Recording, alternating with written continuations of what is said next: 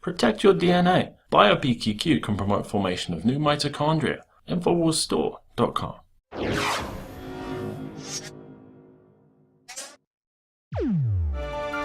As far as we look at the politics that's come out today with Ted Cruz announcing his run for presidency, that's why we can't send a Mr. Smith to Washington.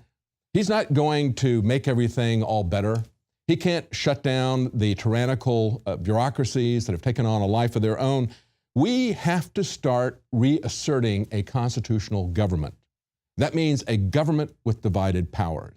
That means a government where we can, using state nullification, which is a valid constitutional principle, we need to be able to shut down the tyrannical laws and the overreach of the federal government legally.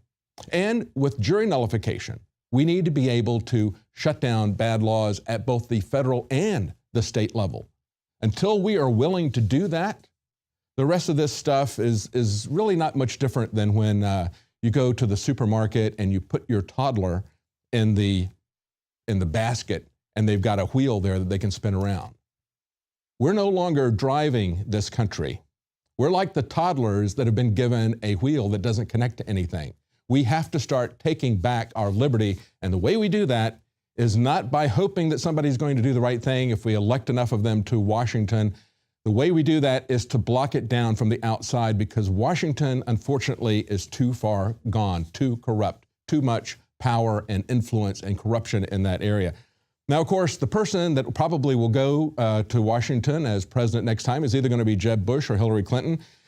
Look at this article that came out of the Associated Press looking at his background in Florida. They said Jeb Bush aggressively used executive power as a Florida governor. He ruled as an executive tyrant as he criticizes Obama for doing so. Now, of course, his executive orders were things that the right could get behind, like shutting down affirmative action or giving us tax increases.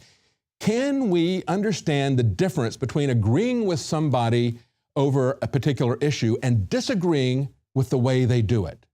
Disagreeing with the fact that they act as a tyrant instead of following the democratic process. That's what Jeb Bush did as Florida's governor. That's what, of course, Obama has done as president. Yet the left won't criticize Obama because they agree with what he did in a dictatorial fashion, just as the right agreed with what Jeb Bush did in Florida in a dictatorial fashion. I don't want a dictator. Even if he's on the right side of the issues right now, he's going to be replaced further down the road with someone who is not on the right side of the issues. They pointed out that he said at the time, "We are doing the people's work, and I'm not going to let anybody, for any reason, stop us from doing that." Doesn't that sound an awful lot like Obama?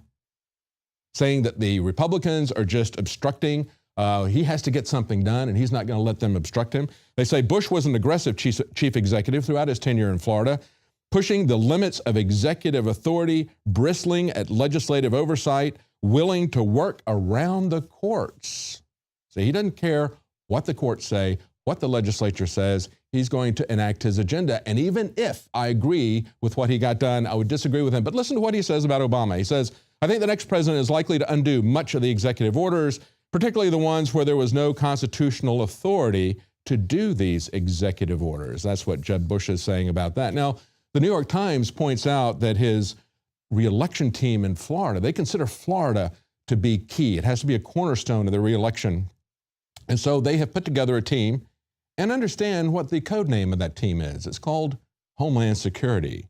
And as I point out, it seeks to try to neutralize two potentially grave but homegrown threats. Yes, Homeland Security that was given to us by his brother was set up to take down homegrown threats, just like Jeb Bush is setting up his Homeland Security team initially to protect him politically. That's another part of it, continuity of government, or maybe we could say in the case of the Bushes, continuity of empire for their little family clan. Now, Ted Cruz came out today and announced his candidacy for president. He's going to be making that announcement at Liberty University. I thought it was interesting and very telling that his first commercial, as Drudge pointed out, was in Spanish language only. And again, we see that when we look at Luis Guiterrez, who just had an event in Southern California that was Spanish only, the right eviscerated him for that. And yet their candidate comes out with his first speech in Spanish, his first commercial in Spanish. And I guess when we look at this, one of the things that I'm concerned about with Ted Cruz personally, what bothers me about him, is the fact that I don't think he's qualified under the Constitution to run for president, because I don't think, as I understand it, that he meets the qualifications for a natural-born citizen. Now, those are not clearly stated, but the fundamental idea behind a natural-born citizen is that the person would have deep ties to the country, to the culture, to the system of government that we have, because they grew up in this country with parents who lived in this country, identified with this country as a citizen of this country. I mean, we look at what happened with the birthers. Are we going to have a double standard there as well? You had Obama, who had a foreign-born father who was an American citizen and an American mother. Now, the question was he born in Hawaii or was he born off of United States soil? But of course, in the case of Ted Cruz, it's exactly the same thing. He has a foreign-born father, he has an American mother, and he doesn't make any bones about the fact that he wasn't born in America. He was born in Canada. And so if we're going to complain about Obama's past, if we're going to complain about the fact that he doesn't seem to have the kinds of connections, and that's essentially it, more than arguing the legal basis of a natural-born citizen, the question is, does this person have the values of America at heart?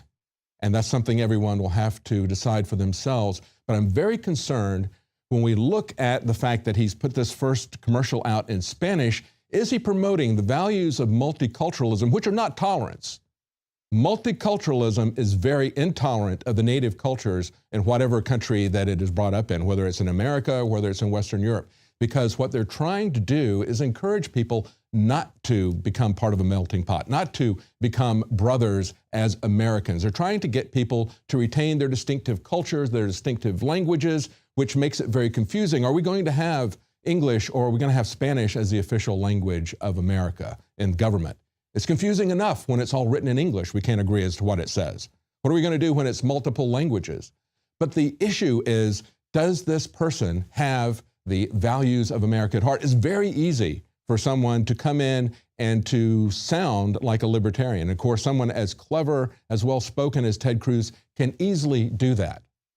But the question is he going to stand for America, or is he going to fall back to the roots of the involvement of his wife with the big banks, with Goldman Sachs? His father worked with the resistance against Castro. I'm sure he has CIA connections. Is he going to be the candidate of the North American Union, or is he going to be the candidate of America? We have someone with Canadian citizenship reaching out to people speaking Spanish. It sounds to me like he's running for the president of the North American Union.